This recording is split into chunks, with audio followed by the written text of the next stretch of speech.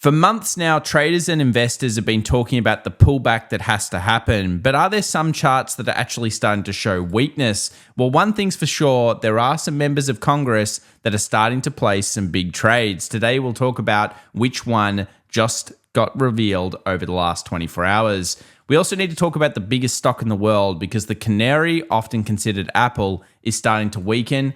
AI doesn't seem to be working out for Google so far with a big 4% plus sell. The Nvidia and cocoa correlation, is it real? And of course, the Qs versus the SPY. What happens if we take this low? Let's cover stocks, commodities, and cryptos together right now. Well, welcome back everybody to one of the largest daily shows on the internet where we talk everything to do with markets around the world. And it was clearly a bit of a sell-off through utilities. And of course, the big one over here being Google over the last 24 hours. There was a trade though that might surprise you, but just a quick reminder, we're popping out our newsletter just before the Tuesday Open. So make sure to sign up for that. Links in the description down below. It's completely free. Name, email address. It's that simple. It just happened out of nowhere and it's quite a big one. So options premium, let's talk about flow right now. It's little known secret that Nvidia is the most popular. SMC is also very popular. So of course, SMCI being super micro, and I'm pretty sure Palo Alto is going to get a lot of interest on it as the Nancy Pelosi information goes around. She has been known to be a pretty good multi-year bagger. So I'm pretty sure people are going to get excited about this stock. It's already happening. Now, what are we going on here with Nvidia? Well, it's $20+ billion in comparison to these little amounts of options. So we know the stakes are high for Nvidia from both a market maker's perspective and from Wall Street and retail traders' perspective. The manipulation will be high and expect some large moves as we start to digest what's going on. And as we shared in our previous video, and we'll talk about it here again today, the stats might surprise you on what tends to happen to Nvidia next once we see these big movements after earnings, especially the next 2 to 3 weeks.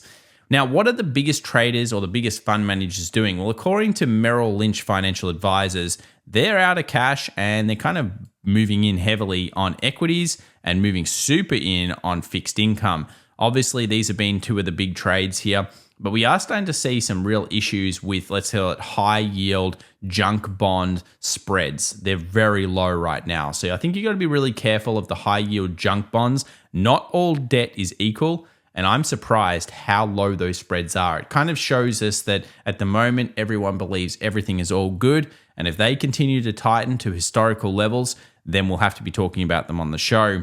Let's now discuss hedge funds unloading tech. So this was again all before Nvidia. So they went all in before Nvidia and they got out of tech and they're all in kind of the AI. Now we reported on one of my favorite traders of all times and investors, Stanley Druckenmiller, and he actually sold his Google. Sounds like that was a pretty good move because Google was down over the last 24 hours. He sold his Amazon. Funnily enough, Jeff Bezos seems to be selling everything he's got in Amazon at this stage. And he kept his Nvidia. So good move by the Druck. But this is where we're seeing flows across the last 20-day and 5-day flows. Interesting, certainly paying attention, looking for the price action across the board. Are we seeing a concentrated market? Yes, I see this chart going around a lot. We're at 34% now of the S&P 500 is made up of 10 stocks. And you might be sitting there saying, that's impossible, that's ridiculous, that's an overbought market. It could get to 40% or even 45%. Just remember, we are in a market where the winners take all. If there is competition, they buy them out. And we don't have any of those antitrust things going on as much in the world anymore. So you don't necessarily be able to use this type of chart here. I think this is a big problem from trying to use this to get edge, but it is kind of worrying when you think about 34% concentration of just 10 stocks. If they go bad, well, of course, everything comes down. US market breadth is the weakest since 2009 due to this, and we can see here that this is also something that is concerning. Breadth is certainly important for an overall market. Of course, you want to be looking at things like RSP in particular on your charts just to see whether the market is improving from an overall breadth perspective. But what this probably is that AI companies are growing. Anything to do with tech is growing and other industries are starting to die as tech starts to take over. And this is what the realistically the economies will be doing over the next decade. It is the rise of the machines in many ways. Auto loan delinquency is another chart that I see going around. We had a discussion about this in our Monday Open show, and we talked about credit card delinquencies and auto loan delinquencies. No doubt they're both on the rise. Are they as bad as it got back over here? No. Are they getting worse? Yes. Should we be looking at them? I think delinquencies do need to be paid attention to, but don't look at the overall amount that's going in there. If we have an all-time high in debt, that's been happening for decades. It's really about those delinquencies. They are starting to get up there though, so we will be paying attention. Allocation to tech is the highest since August 2020. Yep. For sure it is, but remember they'll stay overweight for a long time. So let's now take a look at the biggest stock in the world that matters right now, which is obviously Nvidia. Now I mentioned this in the last video, but I thought the stat was worth mentioning again. We've seen 7 similar periods, obviously a few more than that reads wise. And whenever we've had these all-time highs, multi-year highs, and at the same time we've usually had earnings, we've had these big ramps that happen from it, we've moved standard deviations away from the mean, and we tend to actually lead into a period of weakness. Now, you might find that pretty surprising, but actually pullbacks do tend to happen around here, at least statistically. On the average, we've gone upwards of 15%, 11%, kind of the normal pullback. And Nvidia obviously is facing one of its biggest challenges yet from that perspective. Now, it's just a stat. It doesn't mean that the price action's obviously gone weak. But for bears out there, even though the options are bloody expensive, and they really are, I don't think that they would be necessarily as wrong as they have been maybe over the last couple of months on that stock. It's very, very strong. It could blow up, to $1,000 out of nowhere, just like this. But at the same time, there are some signs of weakness coming through on Nvidia, at least temporarily. For the investor, though, for the longer term holder, should you still be bullish? Well, the simple answer is pretty much yes. Breadth thrust improves, and of course we know that these wave breadth thrusts, they tend to last a long time. They first appeared back in October of last year. We tend to go for at least 12 months. We can see here Wayne's done some studies as well. Always a great study here, 25 and 0 in terms of the overall bullishness of the next kind of 12-month period based on December, January, and February studies. And then of course we also have here some Ryan Detrick combo here, which basically is, I think, pretty bullish. And you can see that 96.4% of the time we were higher over the next year. Again, these are all really bullish reads, but from a trader and swing traders perspective and everything like that, that's all great. It means that you can maybe have a little bit of a statistical bias towards the upside. But at the same time, if pullbacks happen, maybe you'll need to be thinking about these and saying, well, maybe I am going to be bullish if these pullbacks occur. It's easier said than done. You might say it at the highs, but if something like a 10% dip came out of nowhere like that, which is obviously rare in these markets, then you would need to be, very sure of what you're going to do next. Now let's talk about all election years. Now, of course, we're at the back end of February right now, and we can see that when we have sitting presidents running, we're usually already selling off at this period. Nvidia completely stopped that last week. But are we starting to see a little bit of weakness? Well, potentially from those Nvidia stats. Obviously, the back end of March usually is where we start to see the bottoming of the market pullback. And whether we're doing a pullback in time, which is basically just sideways around 5,000, 5,100, or a nicer one that gets us back to mean reversion, it's what I'd probably like to see, just because I think it's healthier for the market. We don't know yet. But this is the time, if it generally does happen. Which markets tend to suffer the most? The Russell 2K and the NASDAQ. And of course, we're starting to see signs of some of the big tech stocks, Apple, Google in particular, and maybe Nvidia's overall data stats starting to show those signs of weaknesses. What about stocks net call volume? This is a little bit outdated, but it just kind of shows that we are elevated. We are at concerning points, but we are nowhere near the high just yet. You can also see on this chart here that this is one of the main reasons that a lot of people are doing write-ups right now, showing that overall the amount of puts in the market right now has not really been elevated. In fact, it's quite low. And whenever we've seen puts kind of cross this red line recently, maybe not in the past, because of course it didn't work back then when we were in that super bull run. Whenever we saw it recently in the past, like let's say 3 to 4 reads, we've seen pullbacks in the market. So this is something we're looking at very closely, and obviously we're needing to see the price action to come along with it. And that's just what has been suffering. Another thing to be looking at would be also CTAs. Have they started to sell yet? I don't have an update for you since the last 24 hours of reports, but we will be watching. If CTAs start to drop, price action comes with it, And then overall, we see a few other signs. Of course, we could be in for the real deal. S&P 500 forward 12-month PE, it's high. We know that.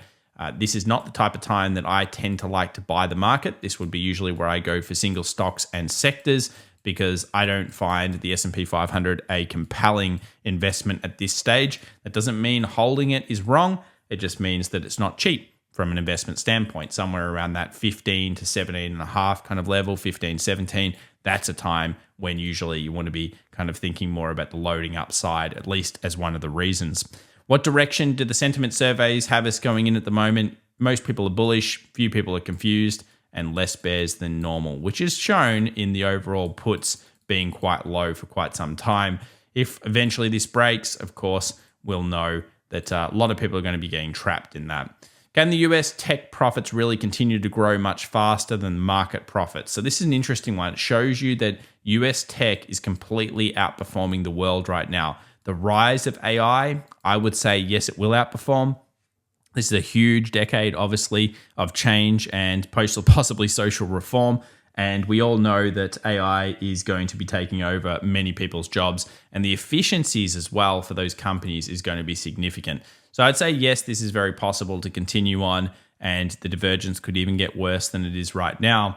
From a bubble perspective, according to Bank of America, most asset bubbles have usually seen volatility rise substantially prior to the bubble peak in assets.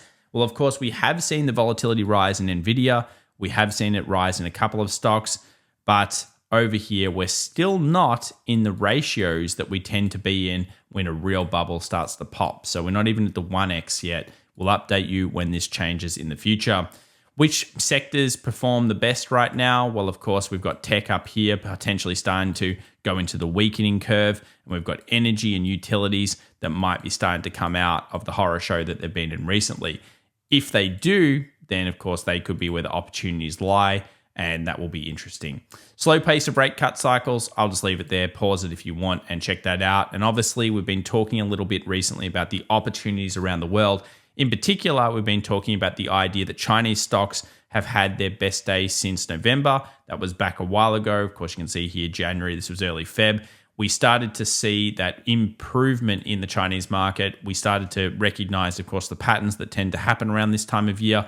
And the government continues to get involved over the last 24 hours, a whole bunch of new things. It doesn't mean that the market's healthy. What it does mean is that the government is trying to pin it. And whenever they've done this in the past, it's tended to work because they throw everything at it until it starts lifting back off and getting that sentiment back into it. Hey, that's just what's happened in the past. We'll see whether price action continues to confirm it. 5100 remains the big delta kind of switch here. So what we're looking for is we're in a positive gamma environment. Basically, we go through 5100. We're going to move towards 5150 and 5200. At this stage, 5100 is a huge call wall, so it's acting as a bit too much resistance. And if the markets are going to sell, this is a very important level for them to do it at. Now, let's have a look at some unusual trade activity. First up, we've got here S&P 500 ProShares Ultra. This is the SSO code. Now, there are a couple of large trades, dark pool trades as well, coming through over the last 24 hours. Some dark pools recently have been buys. This one obviously turned out to be a sell because the markets went down. And two, with one being a sweep as well, that came out over the last couple of trade sessions. So this is happening right at the highs. Do you think it's a buy or a sell? Of course, we don't really know. Based on price action, you could kind of state that maybe it is a sell. But we've seen a couple of these recently that have ended up being buys and the market's just pushed way higher. Or they're sells on the wrong end side. Of course, they're not always going to be correct. When we look here at another interesting read, though, this is a 3 times leveraged XLF fund. And look at this, a big trade coming in right at the highs. Now, as soon as this trade came through, and it's just before $100, you could say maybe it's profit taking from this trade here, or it could also be some kind of sell as well. Now, if it is a sell of that profit and people are starting to move into the negative side, this is a great level to do it. Of course, $100. And we also know that financials are going to take the brunt. Of course, Jamie Dimon mentioning that if we are going to go into some type of horror show in the markets, and of course we do end up getting another rate hike, that's going to really affect the banks. And I think banks will end up suffering from another rate hike if it does occur. Something to watch, also XLF to have on your charts moving forward. Let's move over to the options world. Let's quickly have a look here. Pretty light on options, 59% calls, so getting into that 60 territory again. 31% retail trade. That's one of the highest numbers we've seen in a while. And you can see it here, guys. The news of Nancy Pelosi buying into PanW. There it is, 7.3% up, 9.2 times relative to 90-day average. And yeah, it was a quite nice move there. Another one that was interesting is we didn't actually have a huge amount relative to 90-day trade on Tesla, but the stock came back strong. Didn't get through 200, but we'll look at it soon because that came back big time. Most of the trades here are where retail is kind of sitting as well as Wall Street. A lot of AI stocks and a lot of semiconductors across the board.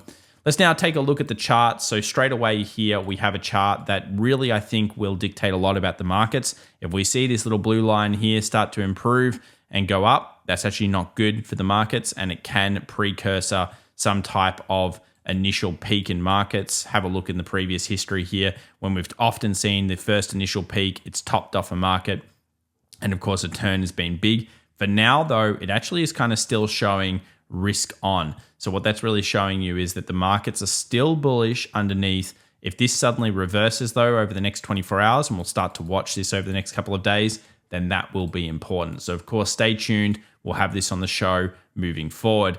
In terms of central bank liquidity, boring liquidity is what we call it. I've kept it on the charts because it is important to look at, but it is sideways in terms of taking everything into consideration. Remember, we're not just looking at the taper, we're looking at all of the liquidity fund concepts and the tools that they use.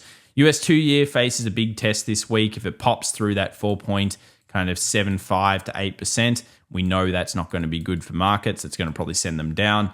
We are at resistance or supply at this current level. Watch the 2-year, have the alerts on it, as we've been talking about. High yield junk dropped a little bit. Interesting to see that here. But our other bond indicator dropped a bit more. Now, if this continues to flail and go down and the markets are sitting like this, and yeah, I don't think that's good, especially with the time of year. So we will be watching the bonds very closely. If bonds start to freak out and the market's like, it's all good, I always trust the bonds over the stock market. What do you trust, though? Let me know in the comments down below. Do you trust bonds or stocks?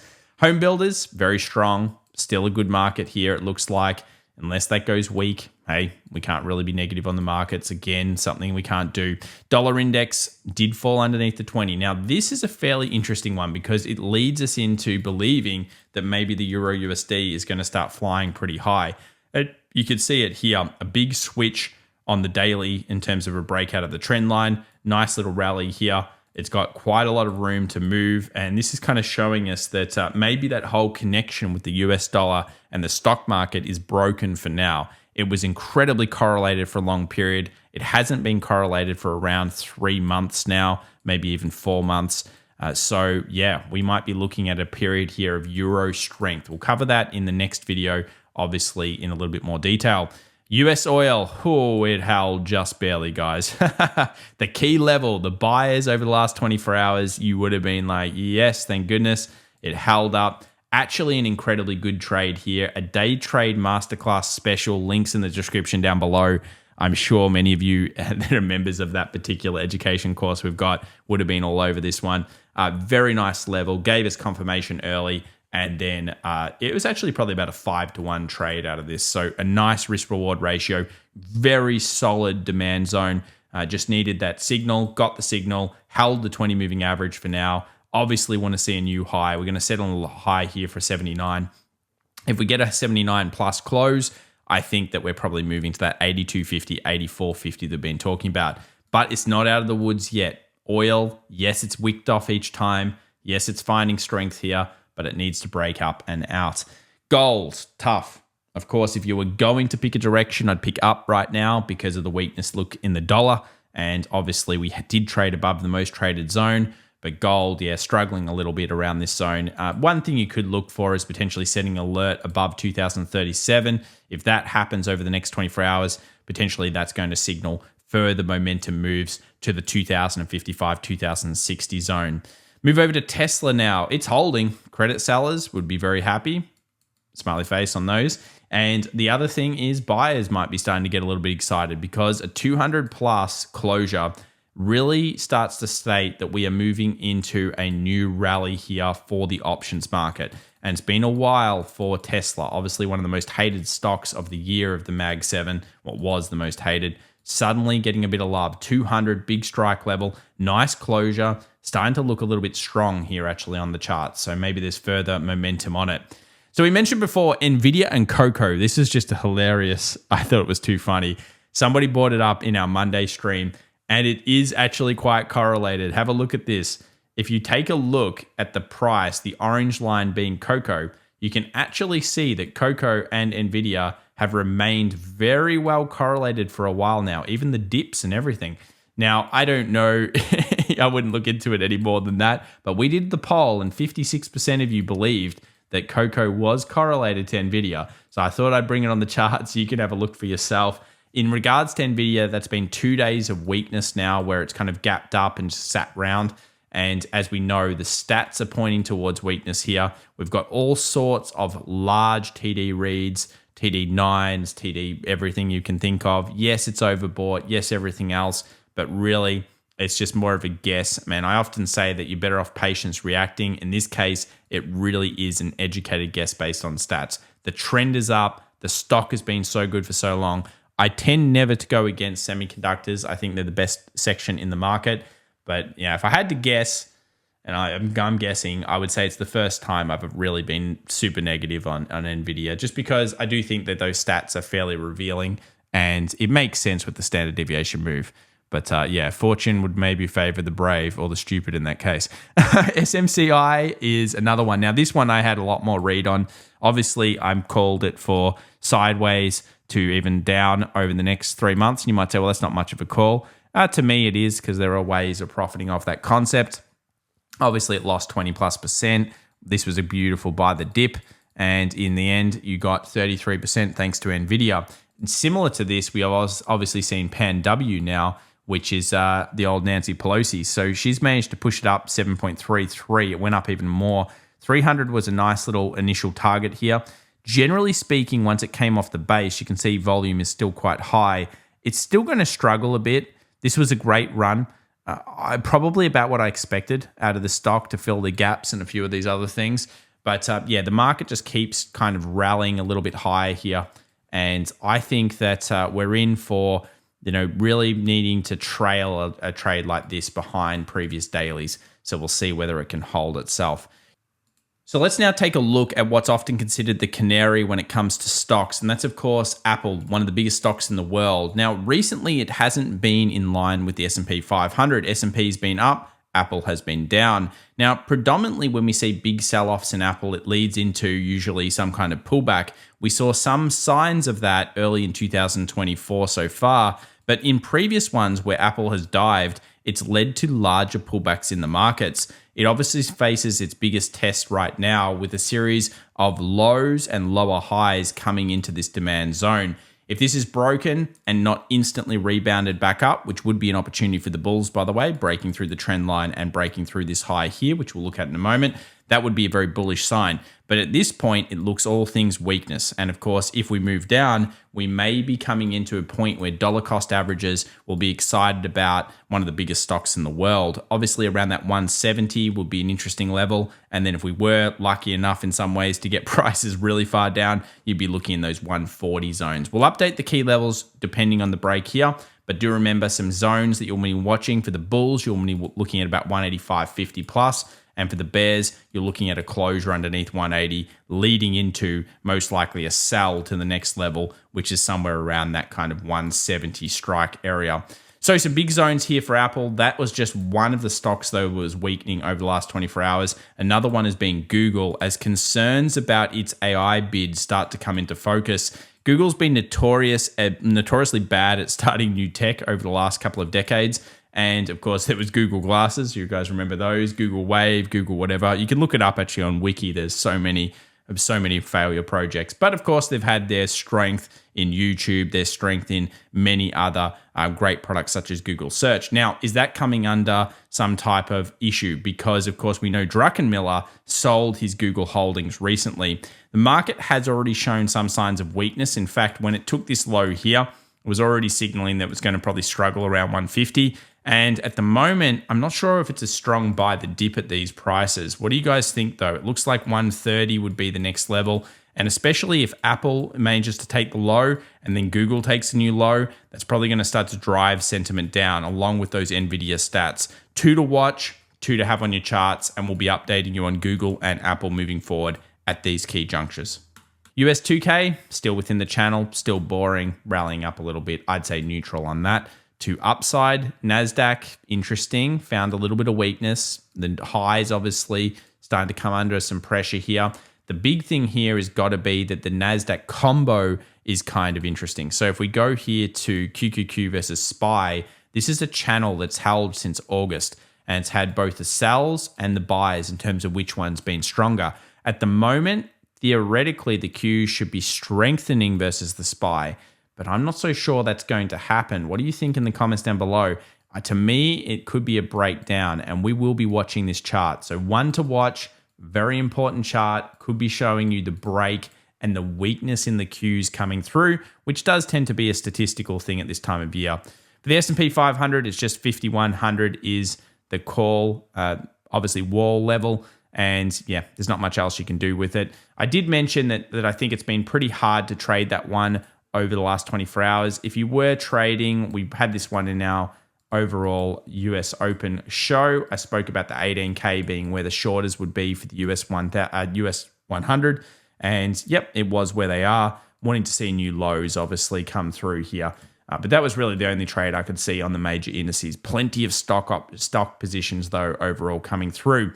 Now, this one's interesting because I mentioned obviously Bitcoin might be weakening and it blew through big time. So my bad on that one. I didn't think that would happen. My call was obviously for Ethereum to improve versus Bitcoin. And that could be still the way it is. So we've come back down to the trend line. We did get a breach. So I still think this is significant. And Ethereum did do okay. So don't get me wrong. It still had a decent 24 hours. But actually Bitcoin kicked its ass. So Ethereum, I still think that it could do a 3,500 price target. Bitcoin obviously hit next target, which is 56 or 55,000, end up going to 57 at one point, breaching out in a big way. There were a couple of setups here that you could have gone negative on. Obviously, if you'd gone short around here, there was no new low. The big level was always going to be getting through this zone low to really improve the Wyckoff. But as you can see here, there was a big amount of volume that came through that pumped that up and squeezed it out. So like any day trade, if you did have one in short here, you would have been stopped out here. And it is just whatever risk you put on it. But yeah, I still think it was setting up the way we kind of talked about. One thing I would have usually liked to have seen a little bit more is probably a dump into a rally like that. That's a much easier trade towards the upside. Didn't happen though. It was just rally. Now we find ourselves at the 55K mark, and you can see in history that puts us in the middle of nowhere land. So maybe it's still up for now, but I do think Ethereum should be improving versus Bitcoin based on that other chart we took a look at before. What about the calendar moving forward? Well, of course, there is still the big ones here. Core PCE price index on Thursday at 8:30 New York time.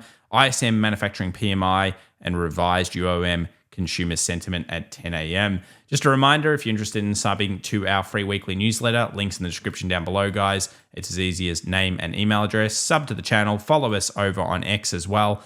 And we'll see you in the next video with a big update. Will Nancy Pelosi be right again? Let us know. Comments down below. Bye for now, everyone.